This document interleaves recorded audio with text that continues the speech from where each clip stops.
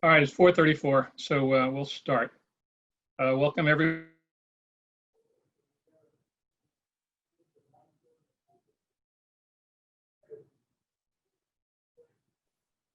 Okay.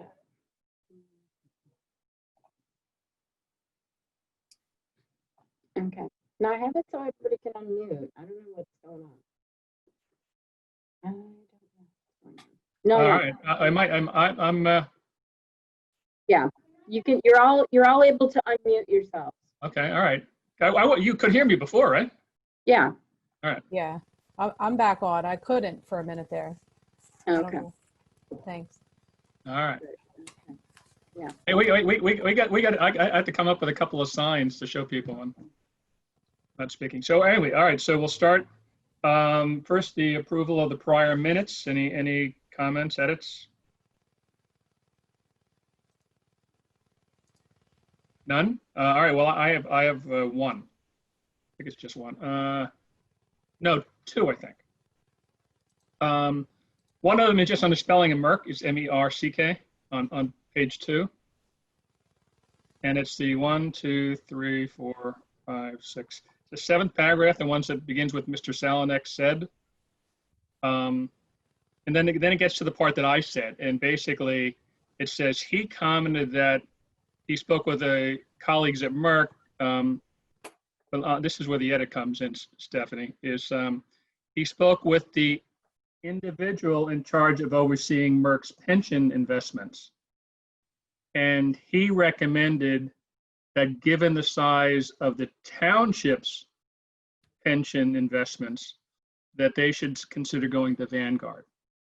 So it wasn't that Merck put all theirs in Vanguard. He was actually suggesting that the township, given its size, tens of millions of dollars, he thought that might be a something to consider.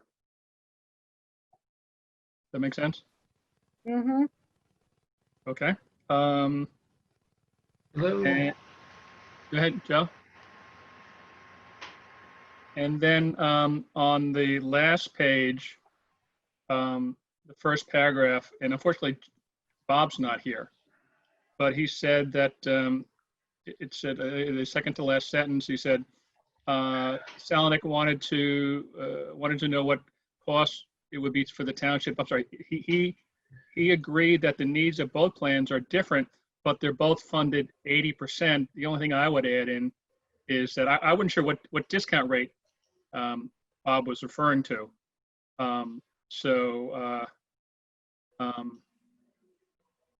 That's, I guess, an unanswered question. I'm not sure if anybody knows what the pension plans, what discount rate one uses when it's 80% funded. Might be I think it might be 7.75. Just, what do you think, Joe? What do you want the minutes to reflect?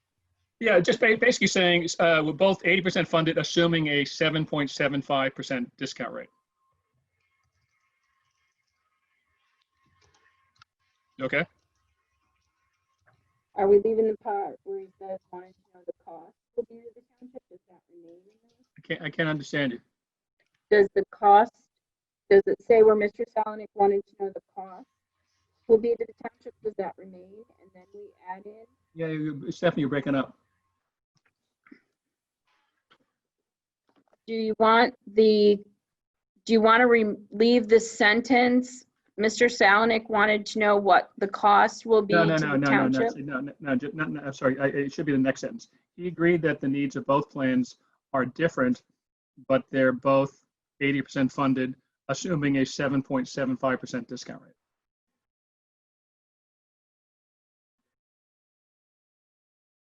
Okay.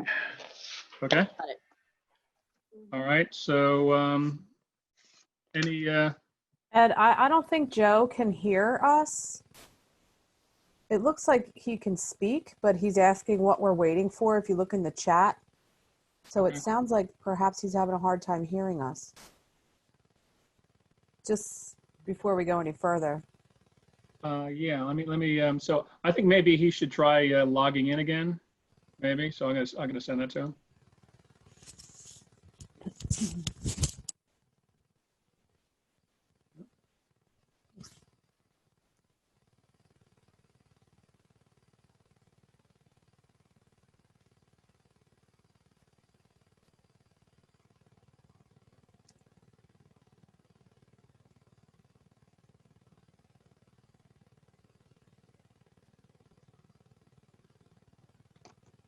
See that?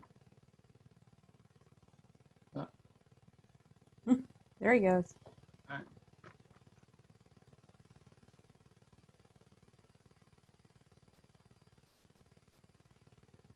All right. I'll give him a minute. Yeah.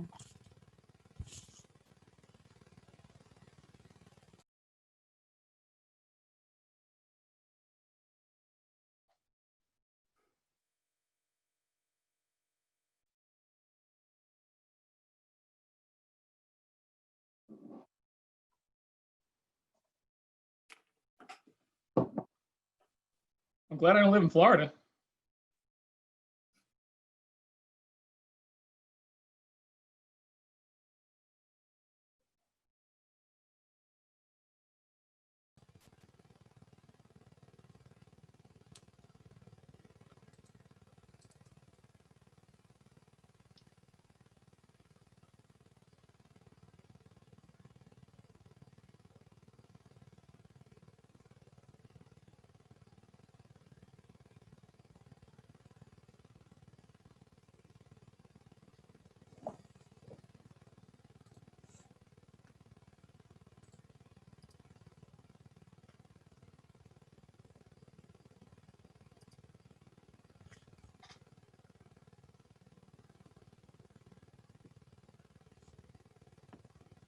Detective McCrisky's coming in. Okay. Hi, Bill. Hey, Bill. You're on mute, Bill.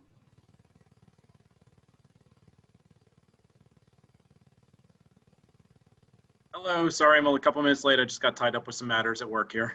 No problem. That's okay. No problem. Is Joe was having a little problem, so he's Yeah, logged out and Yeah. re-logging in again. So we're waiting for him now. So we've approved the minutes. So if you had any edits to the minutes, you're out of luck. All good.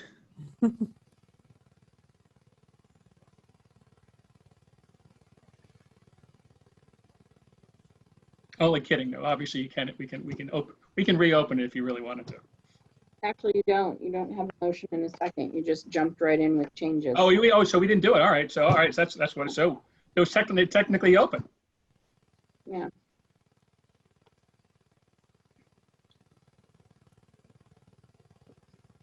I'm waiting on Joe to come back in. Yep. He hasn't come back yet. Let me check my phone, see if he's texted me by any chance. No.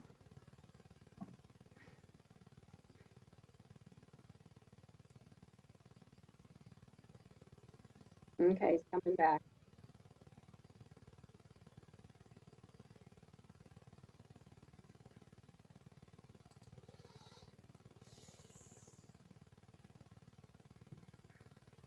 Joe, can you hear us? You know what it is? I bet it's his His earbuds. earplugs. Yep. I have the same problem. I can't when I somehow if you don't get the right thing. Yeah. Tell him to take out the headphones. That's probably his problem.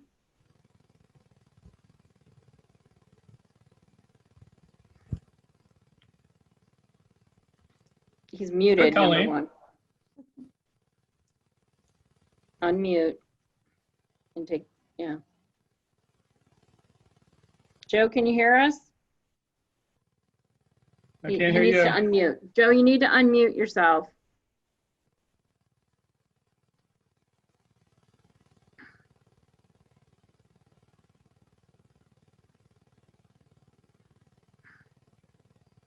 Steph, can you unmute him as the host? You should be able to. Yeah.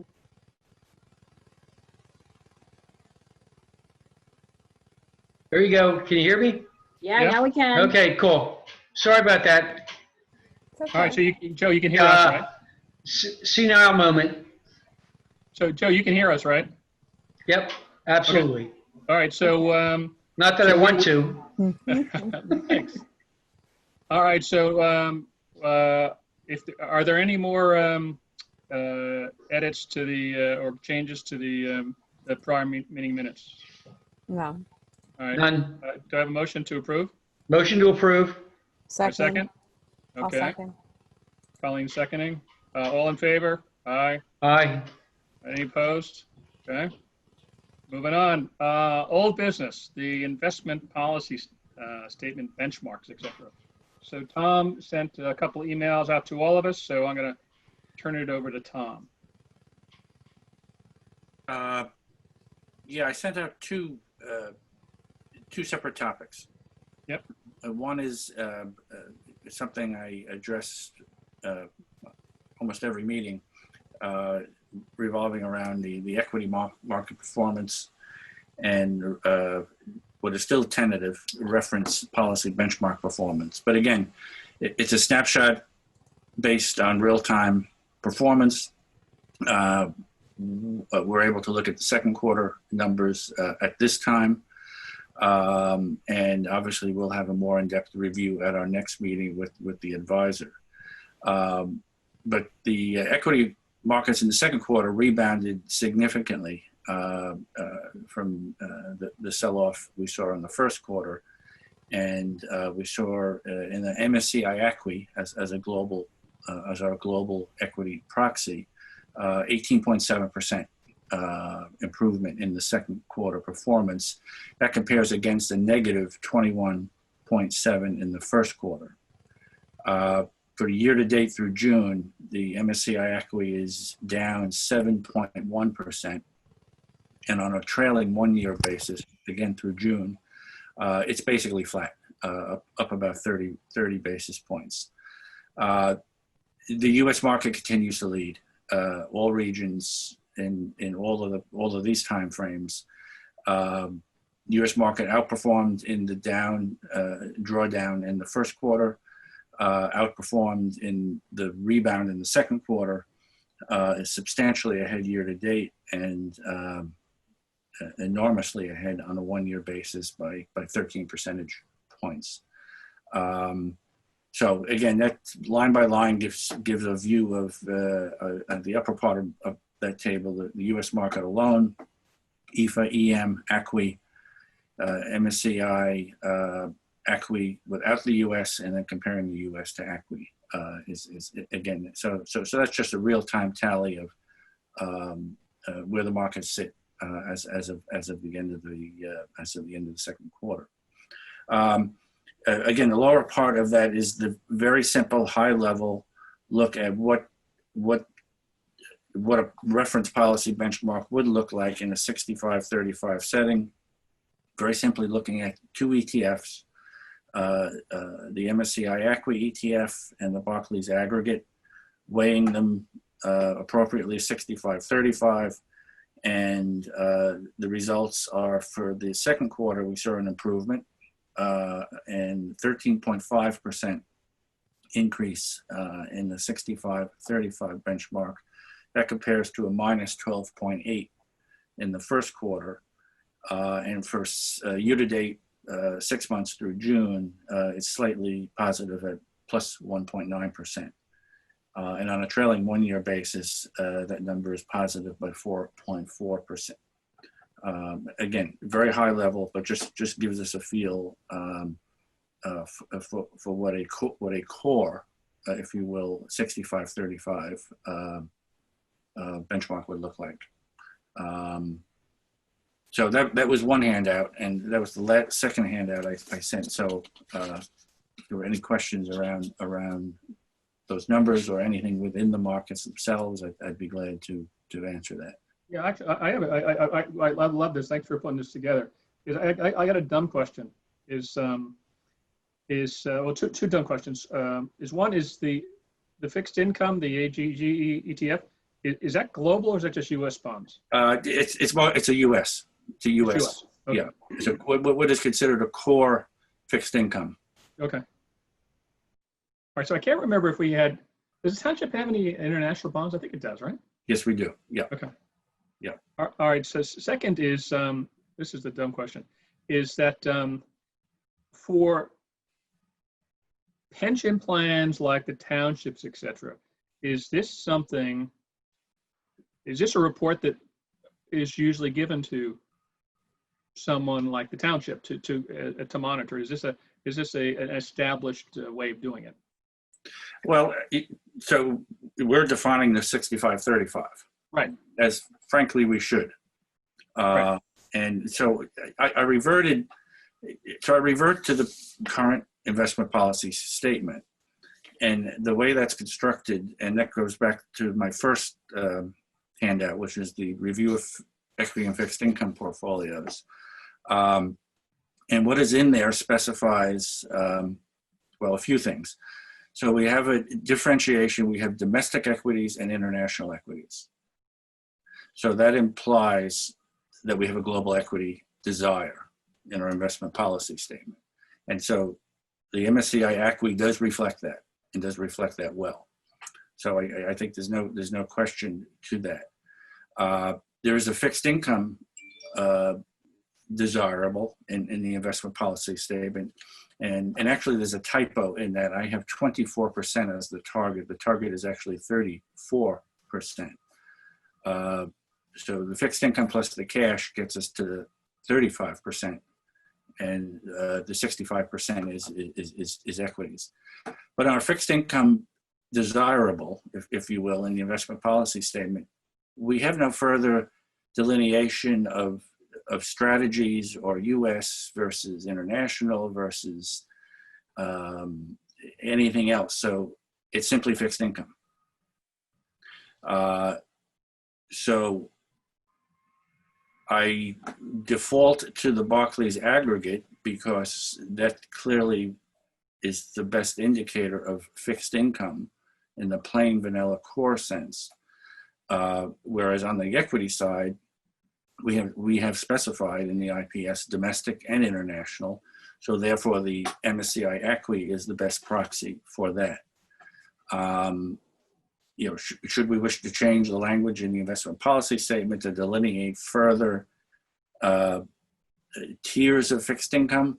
That's another question.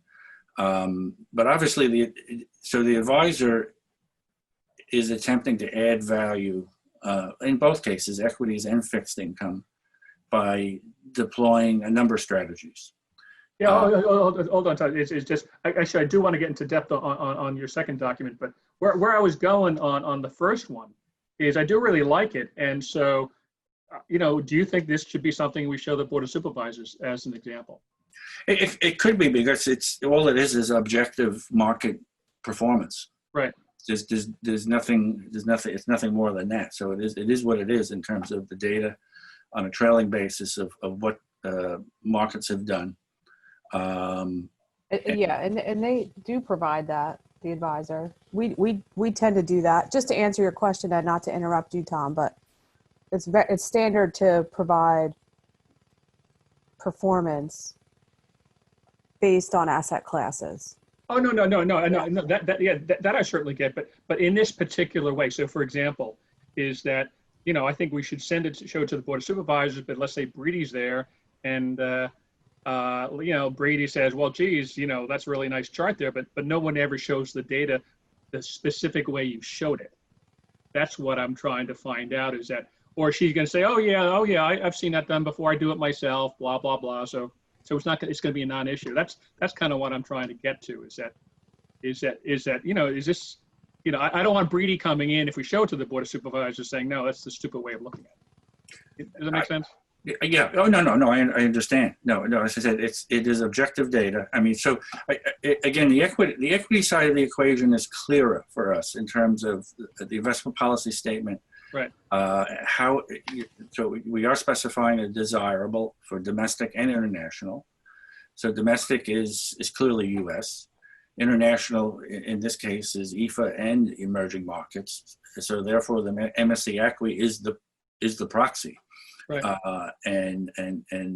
So I think that's fine. So I don't think there would be no reason to contest that. Put it.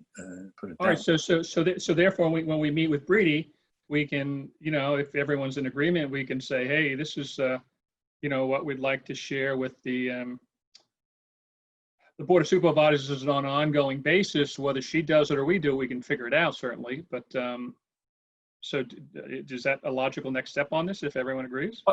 Well, it could be, and so that leads into more detail, which I don't want to prematurely take us into that. But there is a very clear disconnect between the higher level data and the performance, and particularly, I'll come back to that word, attribution.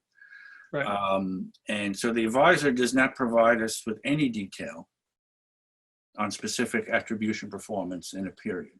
So we get a single number. Right. Not broken down by fixed income, not broken down by fixed income and equities. Right. And what I would call nothing below the line on that.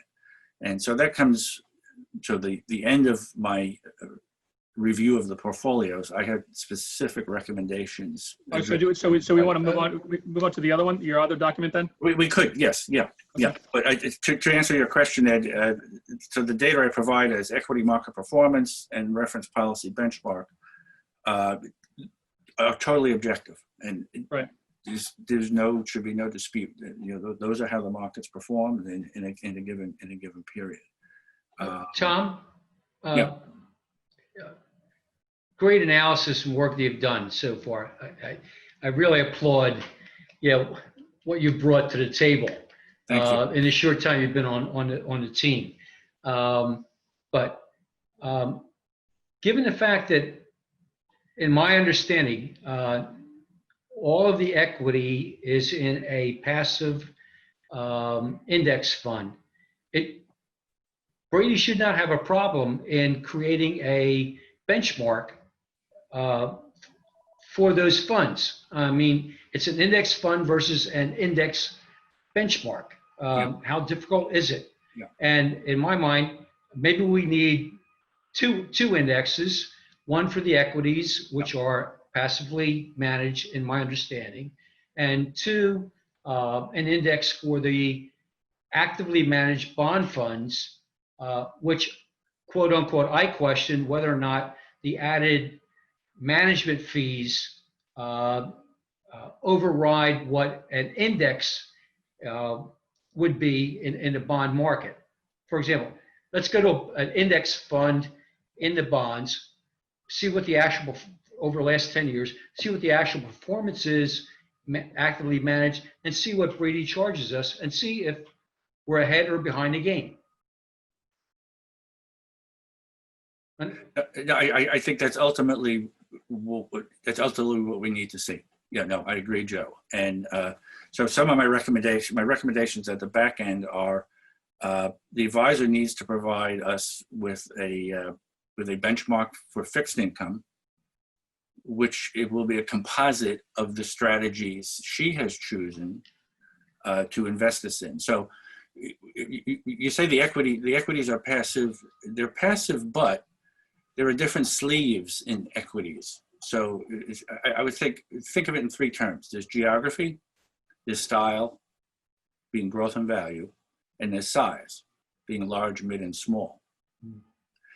So the MSCI ACWI is a large to mid cap benchmark. But in our equity exposure that we currently have, we have a sleeve of mid cap, we have a sleeve of small cap. Small cap is not in the benchmark. So the small cap exposure we have is off benchmark. And that's fine. If the advisor thinks that that's a viable option for us to pursue, totally fine. So the equity side isn't as clean as you may think in that sense. And so some of the work I did, and it's in this other document, when you disaggregate the portfolio that we have and compare it against the benchmark, we are overweight U.S. from the regional sense, and that's actually a good thing because, as my comments, opening comments earlier, the U.S. has performed very strongly. So we are overweight the U.S. So that's a plus. But we are underweight large cap, and we are underweight large cap because we are overweight mid cap and small cap, and that's a negative. So therefore, it's more risky, obviously, too. Then, right, Tom? It's more risky, but it's just the realities are that large cap U.S. has been the performance category that has worked globally here. And so that doesn't, that doesn't say that there isn't a place for mid cap and small cap over a longer period of time for the portfolio. But on the shorter periods we go through quarter to quarter to quarter, it is important for us to know and have the advisor share with us the performance of those subcategories on a periodic basis. So, there it comes back to Joe's issue. So the advisor should provide us with an equity benchmark that consists of all the investments we have, which are obviously the equity, the U.S. But within the U.S. we have U.S. core, we have U.S. Value, we have U.S. growth, we have mid-cap growth, we have mid-cap value, we have small cap value, and we have small cap growth. So we have 7 sleeves of U.S. investments. You're on page 2, right? Yeah, basically, yes. So we have 7 sleeves of U.S. investments. And in any given period, so we did not, we the PAC, we through the investment policy statement did not specifically outline desirable to have growth value small or mid. The advisor has taken that on in their discretion, which is perfectly fine, to make those 7 decisions. And so I have some issues within this because growth and value. The S&P 500. The S&P 500 is a blend, is a core benchmark. So it is growth and value. And we also have investment so that we have 10% in the core sleeve. We have 10% in S&P growth, and we have 10% in S&P value. Well, frankly, we just canceled out the style bet because with 10% growth, 10% value, we have an equal amount in both styles. Growth has outperformed significantly. Value has underperformed significantly. When you go back, and I did go back, so you look at the S&P 500 growth and the S&P 500 value, you basically, the value plus the growth equals the core. And the performance proves that out. And I went and go back and look at the performance. And so we're paying 18 basis points for a growth and a value sleeve when we could be paying 4 basis points for a core sleeve. And we get the same effect. So if the advisor made the decision, yeah. Tom, I understand where you're coming from, but hindsight's 20/20. Okay, what we need is a policy that says where do we want to go. If growth is the area to go into, we're putting a lot of eggs into that basket, and I'm not sure, going back, what the supervisors, the township wanted to do in terms of an investment, quote unquote, policy. So, I know there's value, growth, et cetera, and one is performed versus the other. But I think we have to keep in mind, one, we're not the experts at this, and 2, we need a policy that in general is basic and simple, that people can understand and agree to. And the differences between the two, I think, is, as my boss used to say, we're slicing the bologna too thin. If you know what I mean. Yeah, no, I totally agree. At the highest level, we the PAC or the township should not be making a growth value small, large decision necessarily. But we basically delegate that to the advisor in their role. And so, Agreed. So what I'm asking is for the advisor to give us an accountability and an attribution for the decisions they have made to put 10% in growth, 10% in value, 4% in mid-cap growth, and so on. So Tom, so basically you're looking for if I understand, so you're looking for them to provide the rationale so so the township understands it. Well, it could be the rationale, but ultimately the performance is the rationale. Okay. And so the advisor should come up with a benchmark that is weighted to these weightings. So yes, we are, all these are passive investments, but yet we are, we are making a mid-cap bet, we are making a small cap bet through this. Yeah. And And we Tom, are underweight large caps. And So all it is disaggregating the benchmark and looking at our current exposures and comparing one to the other. And so we have a growth and a value bet, 10% each. Well, we're canceling out the style issue. So that's basically a core bet. If we had 15% growth and 5% in value, well, we're clearly making a growth bet. And so we, from where we sit, the township, this is, as Joe said, this is cutting the bologna, slicing the bologna too thin. But we need to have the advisor accountable for the allocations they're making. So Tom, if I understand where you're going on this, is because one's overperforming, one's underperforming, and we're paying additional fees for that. Is that what you're saying? Yes. Yes. So therefore, if we were to compare our performance, our actual performance versus a benchmark, we would see, we're actually underperforming our benchmark, and the reason why we're underperforming our benchmark is because we're paying more fees. Is that where you're going? But fees are part of it. Okay. Fees are part of it. But I mean, so we could collapse the growth and value, and instead of having 10, 10, 10, we could have 30% in the core, and we would get the same exact performance. But at a lower cost. At a lower fees. Yeah, at lower fees. So that's one. That's one example. But in defense, again, we're looking hindsight. We're looking to improve what's going on going forward. I don't want to lambaste the past. We're here to improve, and that's the reason the committee was put together after a task force review, is to exactly do these things. So it's nuggets that come out as a result of your analysis that says we ought to peel back the onion. So I'm not looking so much to, well, we could have, would have, should have. Yeah. What should we be doing going forward? What's the best practice, et cetera, et cetera. Yeah, so I think that's where Tom is going. I think, Tom, if I understand what you're saying, is that we should adopt these benchmarks, communicate them to them, so therefore in the future we can make the commentary or the conclusion that you just said, right? Yeah, no, exactly.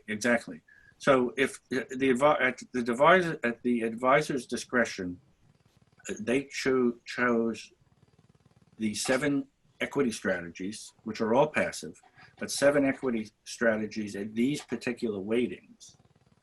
So the advisor should be able to construct a benchmark that reflects this.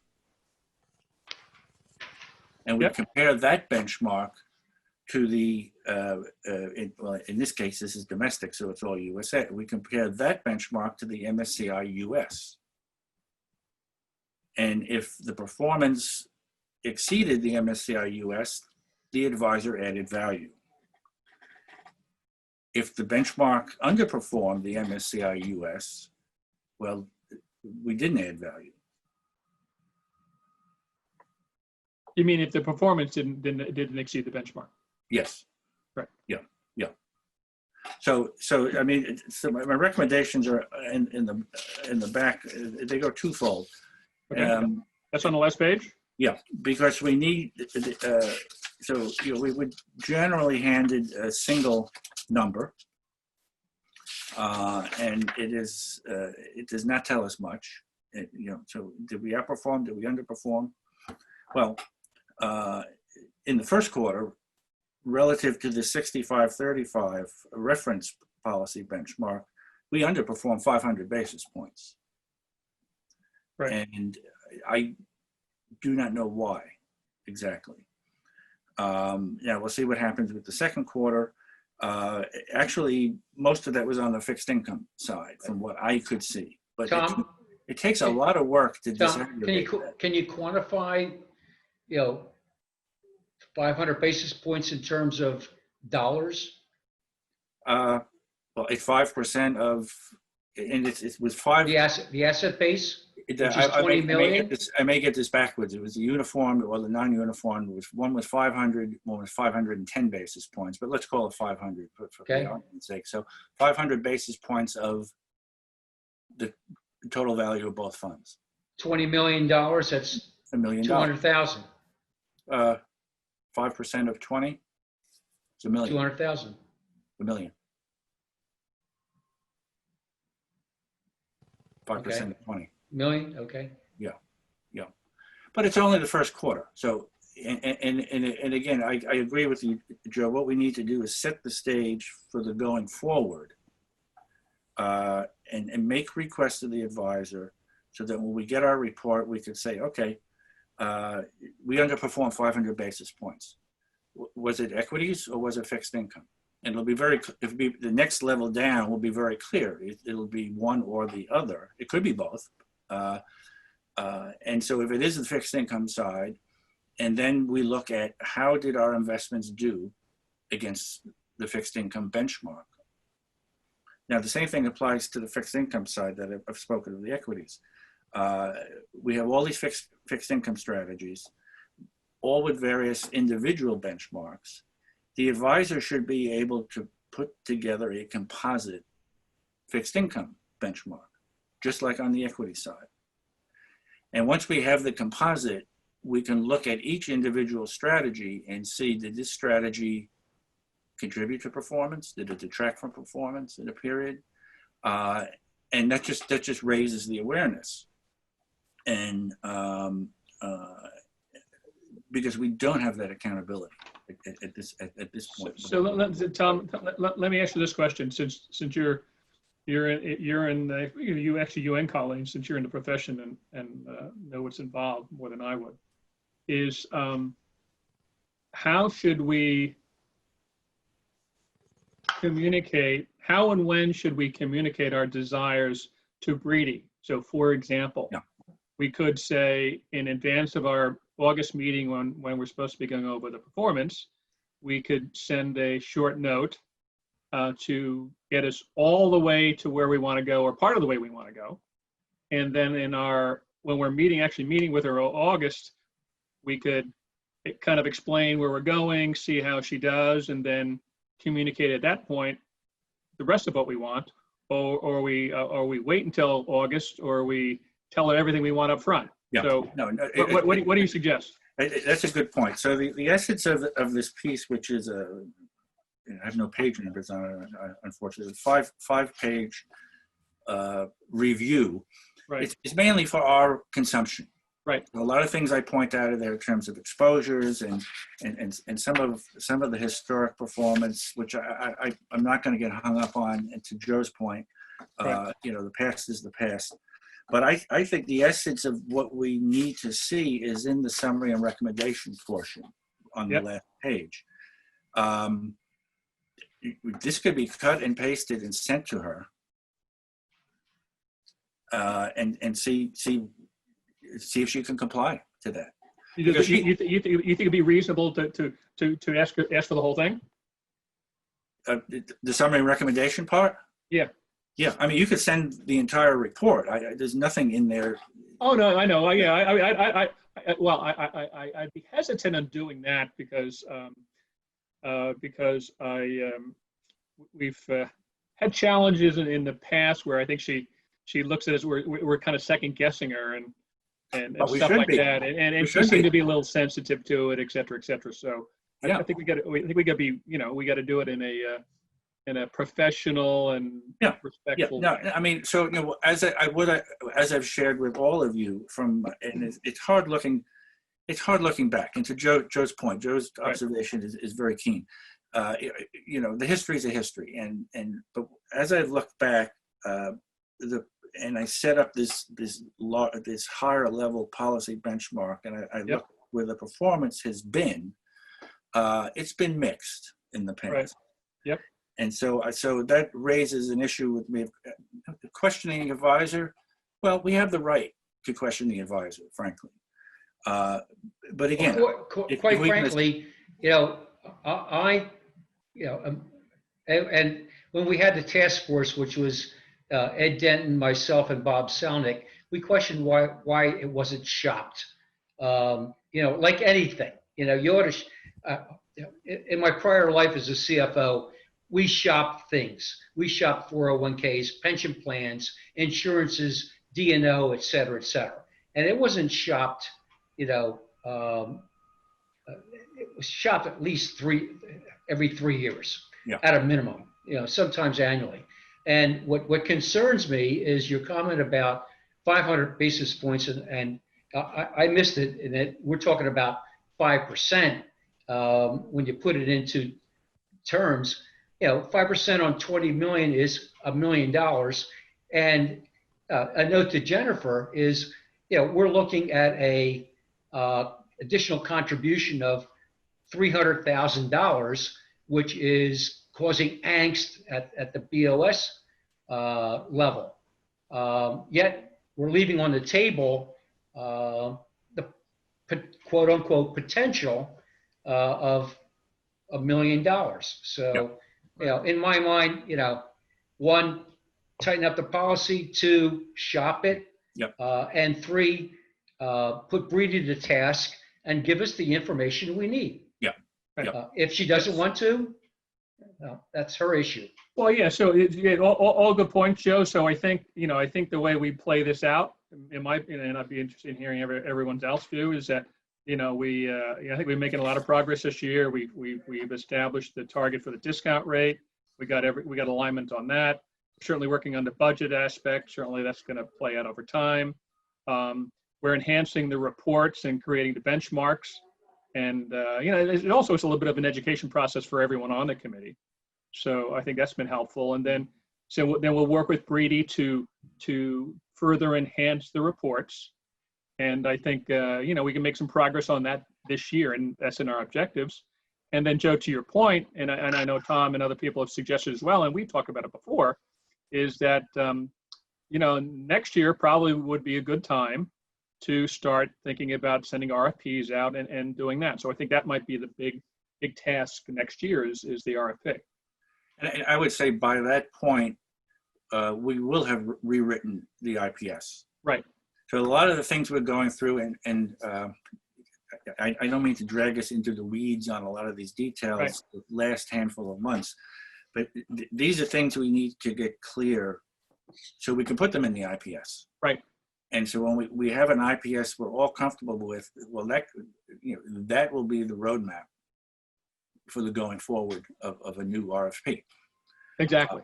And so we need to sort out a lot of these things. There's a lot of moving parts, and but I think the recommendations I make here, I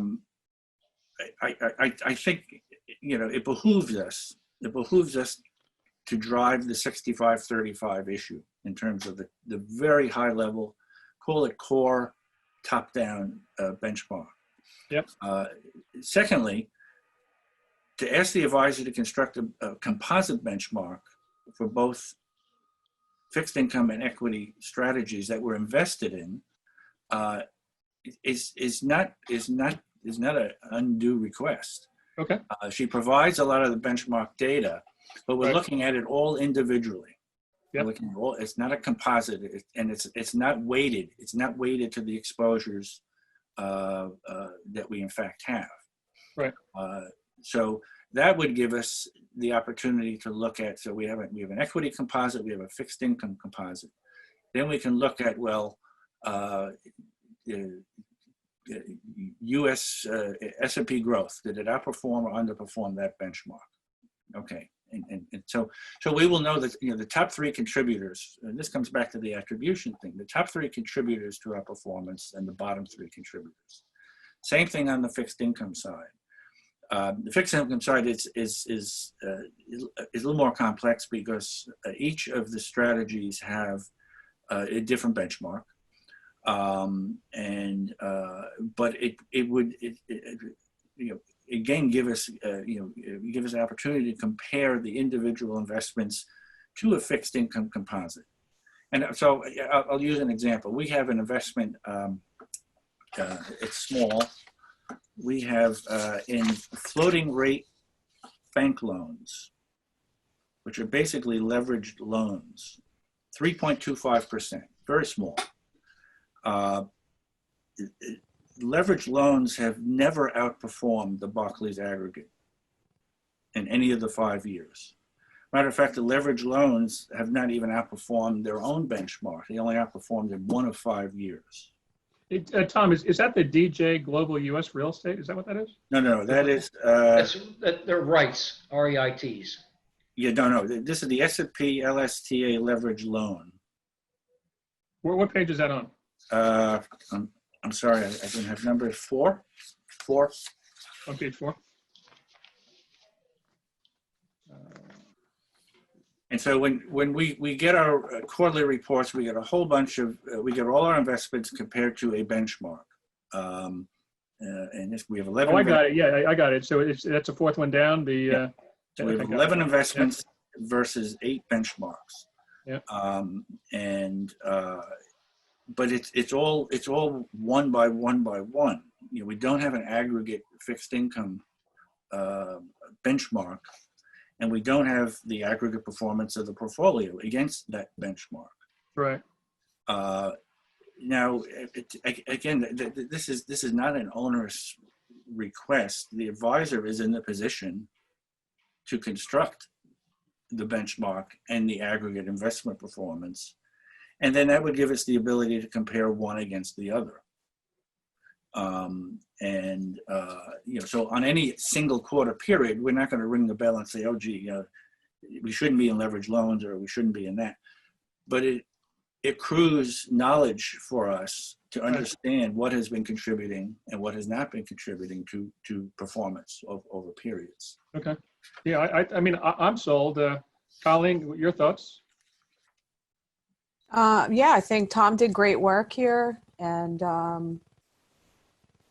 I do think, again, we did go to Deb and ask her for a blended benchmark for the portfolio. And she did revise her reports to us to provide that to us. So I agree, though, we're not looking at, a 65-35 from her. So it totally makes sense to do that with ACWI and Barclays Ag, understanding that we're not only invested in ACWI and Barclays Ag, we're invested in other asset classes underneath, but that's a top level, great. The mid-level benchmarking, I agree that we would need to do that for a composite bond and a composite equity. She right now is on page 22 of our report giving us a blended benchmark, but it's for the entire portfolio. Right. So we can ask her to take that and break out the bond and the equity portions, which she should easily be able to provide to us, is like page 23 in our annual report. Right. So I don't, I completely agree that if that's the way we want her to be reporting it to us, we should be getting it from her. Yep. Just need to kind of, I guess, drill down a bit further from her. And, we see in her report, the following pages is the hypothetical. It's not time weighted, so it doesn't adjust for cash flows, but it's a good idea, I guess, of, where we're allocated and what the benchmark blend looks like versus the portfolio. Right. Not taking into account cash flows. So she is giving us some of the information I think Tom's looking for that we've been asking her for as well. I would caution that we do not have an advisor to be tactical. We want a long-term strategic allocation from an advisor. And looking at growth versus value, especially in the near term, very true that growth has well outperformed value and continues to. But we're not asking Deb to go in there and be very tactical in how she manages our portfolio. So Right. You just have to caution against your expectations from an advisor. If you want an advisor who is tactical, when we do an RFP, we hire an advisor to be tactical. So we just have to again, be clear in our IPS what we're looking for and manage our expectations accordingly. Yeah, no, I agree. Well said. Joe, your thoughts? I always have thoughts. My problem is blurting them out and which not to blurt out. Tom, in my mind, I'm of the opinion, okay, we spend a lot of time talking about bonds.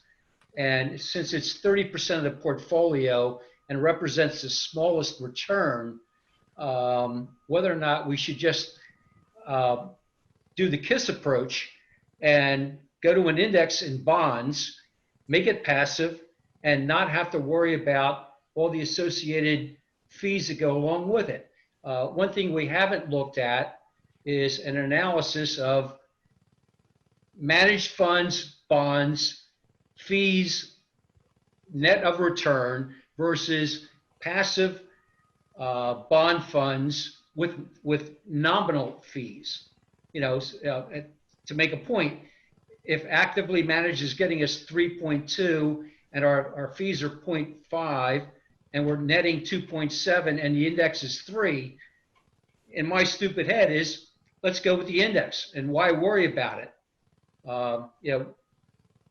We pay Breedy $140,000 a year between the two plans.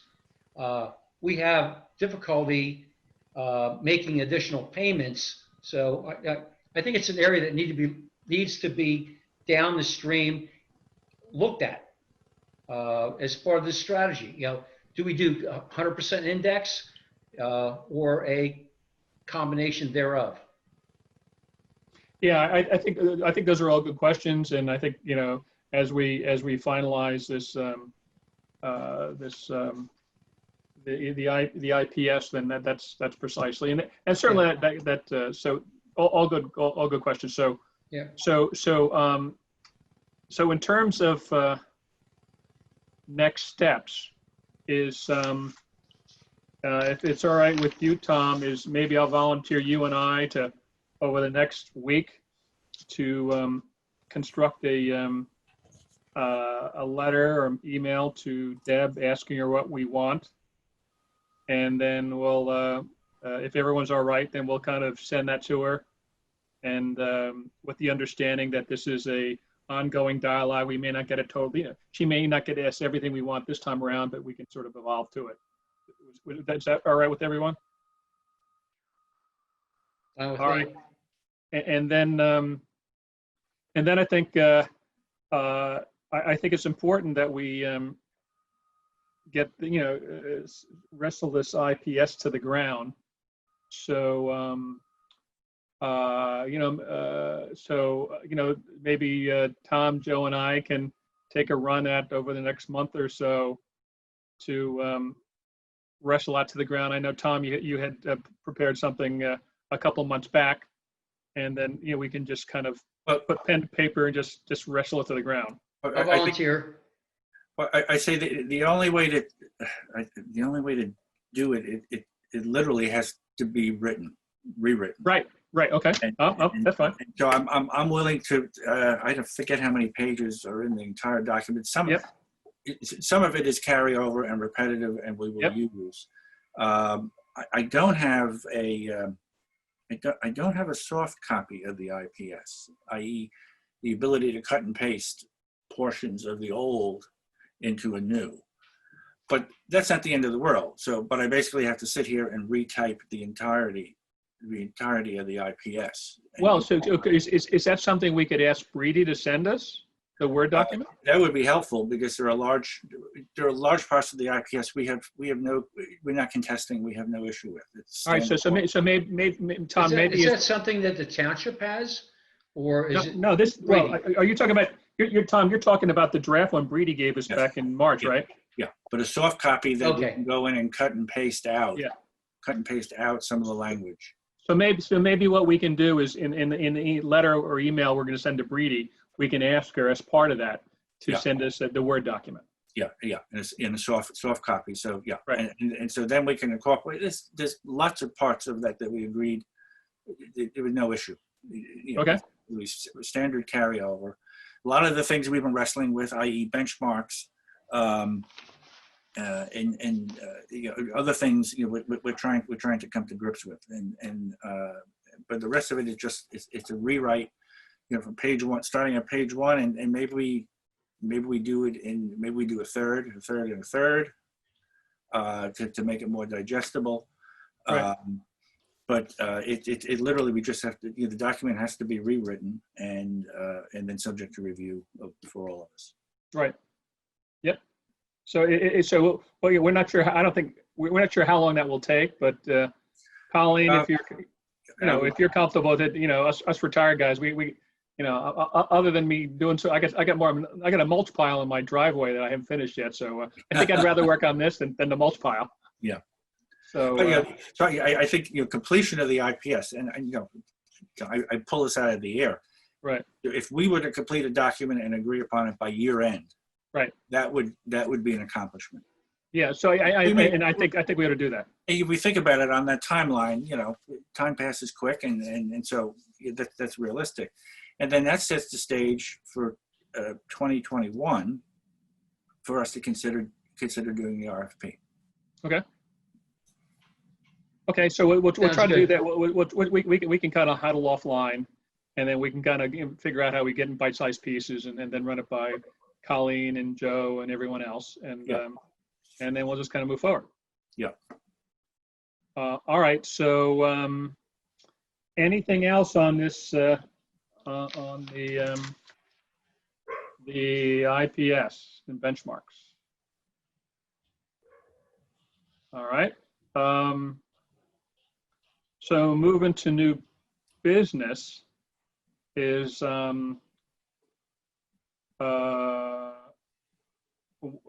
had two things in one of them was the first one is the performance report, and we've kind of talked about that to a degree. I don't know if anybody has had a chance to take a look at the existing one. Anybody have any thoughts on how we want to improve our existing performance report that Brady will be giving us in a couple of weeks? One thing, Colleen and I did work on the input to Brady months and months ago. Right. And I think the one thing that was lacking, and I'm speaking for Colleen, and she can correct me if I'm wrong, but it was a blended index that was missing.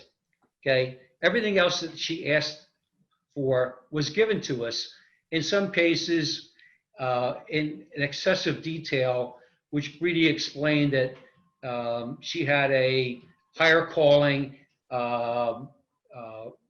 legal requirements for whatever reason to, you know, add pages and pages of backup. But Yeah, I welcome to think, my you world. know, the long Disclosure. and short of it is, other than the benchmark, she's provided all the information that we've asked her for. And she did. And Joe, we did. That's why I just mentioned page 22 of her report is the blended benchmark. However, per Tom's comments, it's for the entire portfolio. And what we'd like to see is a breakdown of equity and fixed income as well. So weight that, blend your equities and blend your fixed income as another level to that blended benchmark. Then we can go back and compare that to the 65-35 ACWI US Barclays Ag. Correct. Exactly. So that's there. So Yeah, that's page 22. Down. Yeah.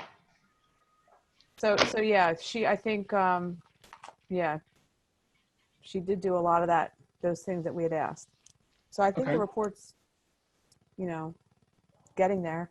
Okay, good. Yeah, well, yeah. I mean, it's, you know, my 28 years of Merck is, I can't remember if it was a year didn't go by that we didn't change some reports. So Sure.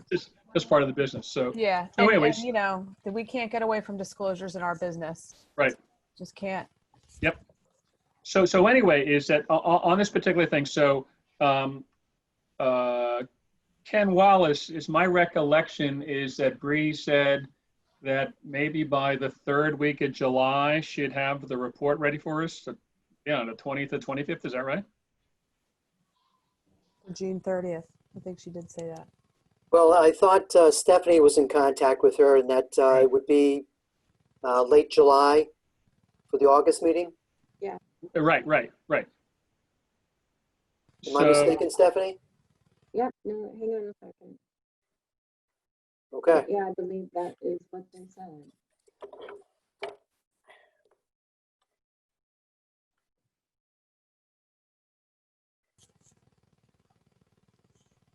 Yeah, they said the end of July.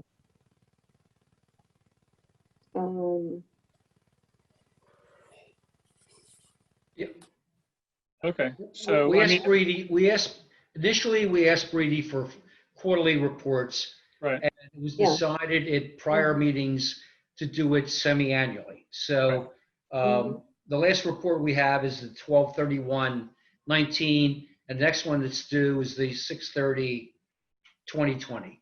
Right. So anyway, so playing this out. So, we're going to get this report sometime between now and our next meeting, hopefully towards the end of the month. Yeah, she said last week of July. What's that? We can get you the report by the last week of July. Right. And so that we can, so then again, Ken or Stephanie will send it out to everyone here on this call, and then Bob, who's not here. And then if everyone can please spend some time, hopefully not 30 minutes before the meeting, but, to take a look at it and to develop questions we would have for Brady, as well as thinking about, well, geez, the report's kind of clunky in this way. So what enhancements we can do to the report. We'll get through our performance questions, et cetera, with Brady at the August meeting. And then if we have time, we may or may not have time at the August meeting. But then in the September meeting, we will revisit the construct of the report and then send it to Brady to enhance our year-end report. Does that make sense?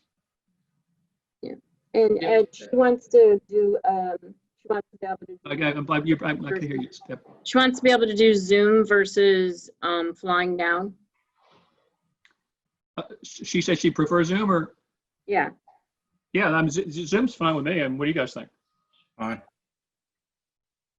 We could Say ask her again, to I- reduce her I didn't hear fees it. so we don't have to worry about her travel expenses. Yeah, so Deb Brady wants to, she's hoping to do it by Zoom so she doesn't have to fly down. Now I'm thinking about it, we certainly don't want her on a plane, No, probably. Zoom. And So then Zoom is coming in fine. to see all of you. right. Well, I know I'm safe. I may be, I may have less of the virus than her family. Hmm. So anyway, so we'll do that. Yeah, the one thing that we need to, and we talked about this, Yeah. is we need to take the data that Brady gives us and distill it into something that that I and the Board of Supervisors can understand. Well, actually, You know, thanks for bringing that up. That's the one thing we haven't talked about, is that we should be able to turn around and have something we can show the Board of Supervisors what the performance is through the first half of the year, sometime in the near future, whether we get on the agenda at a Board of Supervisors meeting, or we can send them some sort of document they can review. But that's a really good idea, Joe. yeah. I forgot about that. So kind of our report executive summary, something like that. Exactly. All right. Okay. All right. So let me take a look at my notes here.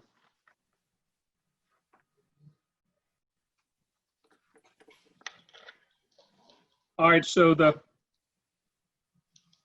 You got 20 minutes. yeah, you get 20 minutes. So actually, yeah. Well, I'm not looking to fill it if we don't have to. We can end the meeting early. Is all right. So I don't know if one of the things I had on the list is to talk about what we want to do for the rest of the year, and in some ways we've kind of already talked about it. And so I encourage you, if anybody hasn't looked at them recently, to look at our 2020 objectives. I mean, real quick. Number one was the discount rate. I think we're in a pretty good spot on that. right? We had the recommendation. Number 2 was develop recommendations for the contributions for the budget, the 2021 budget and the 5-year plan. We've done that by the recommendations on the discount rate. Go ahead. My input is, and Jennifer can maybe back this, we made the recommendation. We have not changed our recommendation. So we, as a PAC, are assuming that that recommendation is going to be put into the preliminary budget by Ed Ebenbach and Ken Wallace as the placeholder, as opposed to a placeholder being put in arbitrarily by Ed or Ken, if you know what I mean. For budget purposes. For budget purposes. And then the BOS can accept or reject what we've decided, because we did the homework. We all agree that the numbers are the numbers. They're not negotiable from a standpoint that we think they're realistic. And that's what should be put in the budget and then discussed thereafter. So does that make sense, Jen? Yeah, I think that makes sense. I mean, I would like to start out at the worst case scenario. Every department. It's not worst case. Well, It's the case. I'm saying, like, I would like to see the highest amount of expenses that we might have, and then That's not what we. That's not what we Yeah, put 'cause it in. could be even I'm worse. saying Put in budget best case. Let me Budget. recharacterize it. Is that's what we're suggesting goes in there is our recommendation. right. Yeah. No, just our No, I think that's a good idea. Like I said, I think it's good to have all the departments have their recommendations put in there, and after that we can adjust it for what we need to adjust it. And I know, Joe, you're gonna pull your hair out if I say anything about adjusting these, but we'll see how it goes. Yeah. But- So I think just to keep it honest and transparent, I think it's cleaner to do it that way than to put something in that the committee didn't recommend. It's kind of a, so anyway, I think we're on the same page. No, yeah. All right. So then number 3 was the reviews with Breedy and refining the report. That's objective number 3, and the executive summary. So we're working on that. 4 was the updating the financial performance, which we did earlier in the year, and we presented that to the Board of Supervisors. Objective 5 was the investment policy. We're working on it now. And objective 6 was, here's the one I just want to talk about real briefly, was a continuing education plan for the Board of Supervisors and the PAC. So to ensure that, that we're familiar with key concepts, appropriate regulations, best practices, et cetera. We've done that in essence already to a certain degree, certainly regarding the discount rate. That was kind of that was kind of done in a way to educate the Board of Supervisors. But I think we ought to take the opportunity to other opportunities as they present themselves to help to educate the Board of Supervisors. Certainly, even ourselves, I think we've been learning a lot with Tom's help. But anyway, is that to so maybe it's this report, this executive summary, and this investment policy. That's kind of our next vehicle to educate the Board of Supervisors about the importance of it, what it is, what should be in it, what shouldn't be in it, our thoughts on it. Anyway, you understand what I'm saying? Any thoughts on that? Colleen, any thoughts? You mean tying education to the IPS? I mean, it makes sense. Yeah, an opportunity. So any other thoughts that anybody has in terms of other things that we should take the opportunity? I don't want to lose sight of that objective. The one thing I think that Ed, you and I and Bob did earlier is, as we go through this, it would make sense to do off-site one-on-ones with the board to give us the skinny on what we're trying to do, so they can we can ask the dumb questions, they can ask the dumb questions and not be in front of a full board presence. Well, I think that's- it worked when we did education and one-on-one, it worked. Right. From my perspective. Right. So yeah, actually, I agree. I've forgotten about that. So yeah, so maybe we'll try to take the opportunity, because I know we have two new Board of Supervisors members, and so we can perhaps take the opportunity to reach out to them to try to get them up to speed, because it is a little intimidating at the Board of Supervisors meeting to kind of ask the dumb questions. So maybe kind of like a one-on-one, two-on-two, whatever, we can do that, because I think it did work. You're right, Joe. It did work out pretty well a couple of years ago. And And I would just remind the committee, I just want to remind the committee that the number of people that you have, if you have more than 3 or 4 meeting with the board, that you need to advertise. So you have to both be careful in terms of the sunshine. We know that. Yeah. So we certainly, yeah. So we'd probably keep it to 2. And but also, I mean, even, you know, I know it's kind of, this sunshine issue has been brought up before, is that we really don't have any decision rights. We're advisory, so I kind of question whether, you know, it's but we'll certainly abide by it. But you know, it's anyway. So we can work towards that. And then the last one was developing a list of action items that the township could take to fund or partially offset stuff in the future. We did share something with the Ways and Means Committee last month. We really haven't shown that with the to the Board of Supervisors. So that's something that we probably need to do. Ed, do you want to summarize to the committee too our conversation with Kennedy? Because remember Ed had brought up. Oh yeah, actually, that's a really good point. We had a call with him, so. Yeah. That's a really good point. So, Colleen, you want to say what your takeaway was, or your what happened and your thoughts on it? At first, I kind of felt like he was saying it didn't make sense to decouple the plans, but then I feel like he said maybe it could make sense, and to manage the contributions to the non-uniform differently, or like add the extra money, the extra payments to the non-uniform.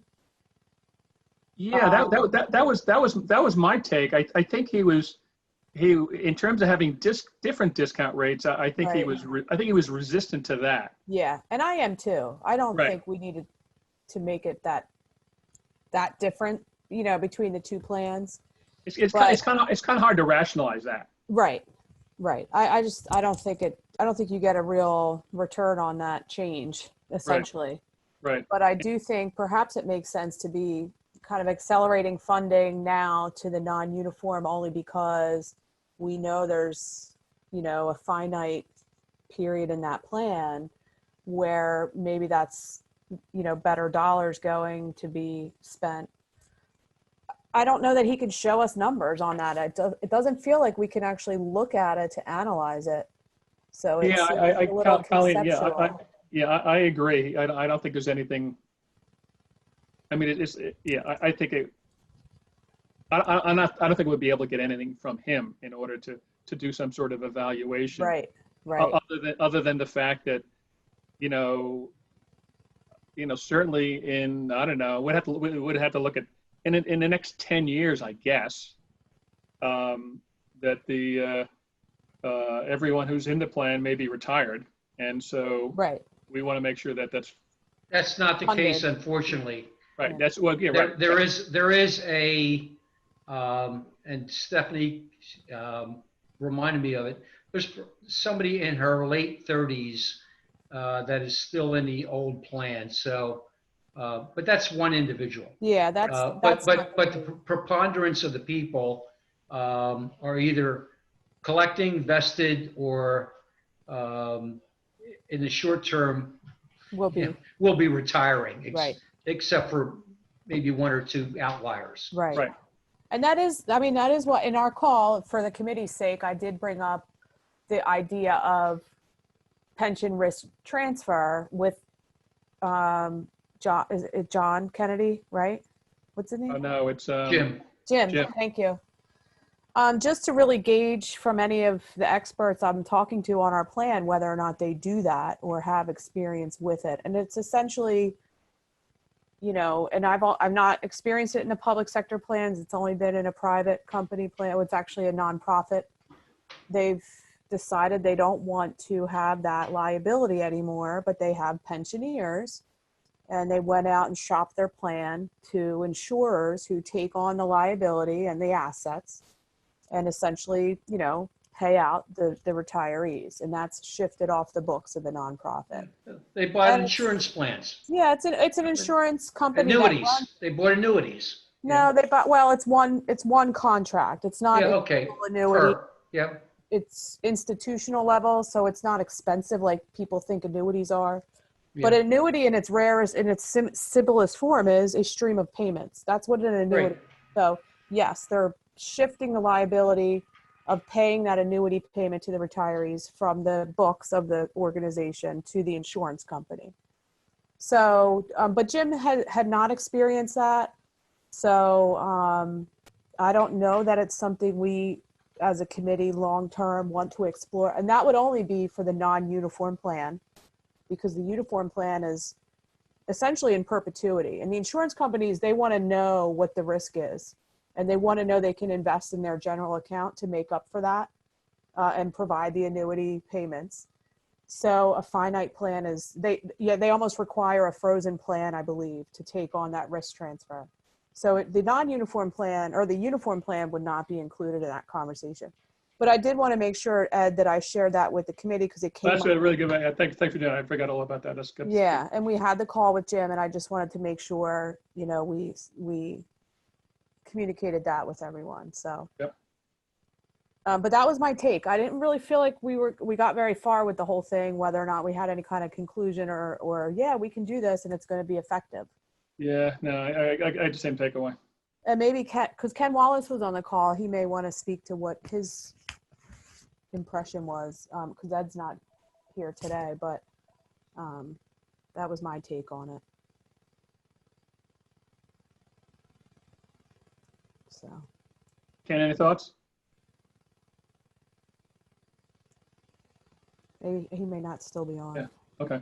All right. So anyway, that's all I had. So Sorry about that. I don't have my notes in front of me from that meeting. Okay. My takeaway is that he wouldn't be in favor of decoupling the plans. Mm-hmm. I believe he was more in favor of adding more money to the non-uniform. Right. But of course, he cautioned that fact, you know, because of if you're going to add more money to the non-uniform versus the uniform plan and the potential consequences from doing that. But like I said, it was very interesting. I found the meeting very interesting. You know, as far as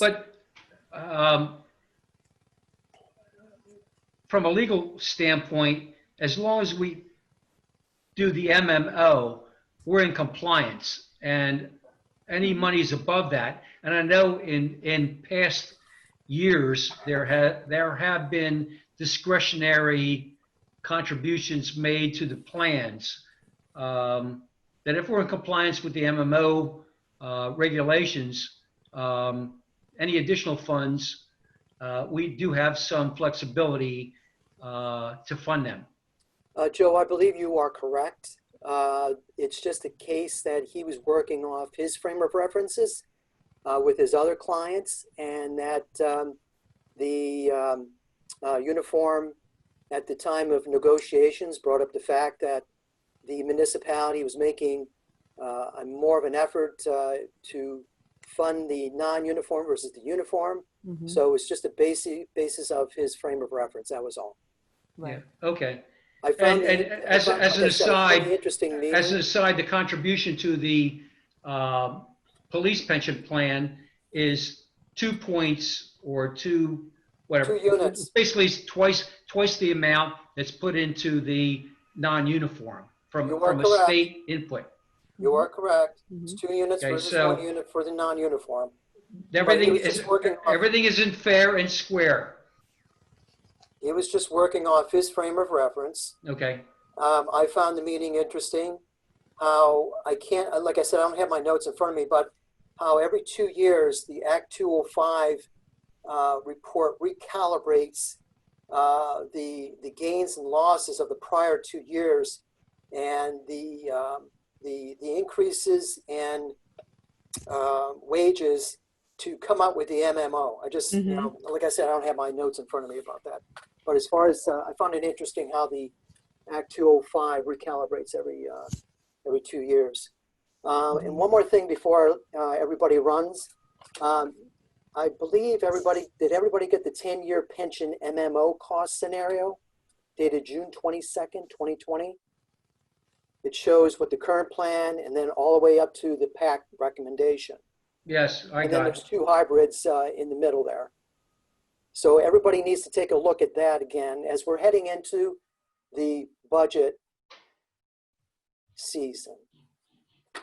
And that was an email we would have received? I would think so, Colleen. I believe it was sent out to all the PAC members and Ways and Means members and everybody in the Western Hemisphere. I'll see if I have it. Oh yes, I have it here. What was the So date? That's the one that, so Ed had done that, correct? Right. It's good Yeah. information to jump off, you know, as far as Yes. as far as the pensions are concerned, and Right. with us going into the budget season, Correct. you know. Yeah. And then you had asked for the Excel version. Either Ed or Joe, somebody. Right, So I exactly. do have that Yep. here. Yeah. Joe did. I believe. Okay. So like I said, take a look at that Yep. that 10-year scenario, and it's good information. It Because is there's 2 good. hybrids involved in there. Yes, I think he did a good job on that. Somewhere in there, we'll find a middle ground. Hopefully we will. Yeah. Yes. Okay, all right, so I think that's it for now. So please keep an eye out for, I guess, Ken Wallace, you'll probably be sending Breedy's report out? I would be more than happy to. Yeah, so so keep an eye out for that, and then let's, you please develop your questions, and we'll, next month, we'll see, hopefully it was a good 6 months. Yeah, okay. Ciao. All right, motion to adjourn? So moved. Motion to adjourn. All right, so Colleen and I'll Joe. second. All Good right. night, everybody. Night. Thanks, night. everyone. Bye-bye. Take care.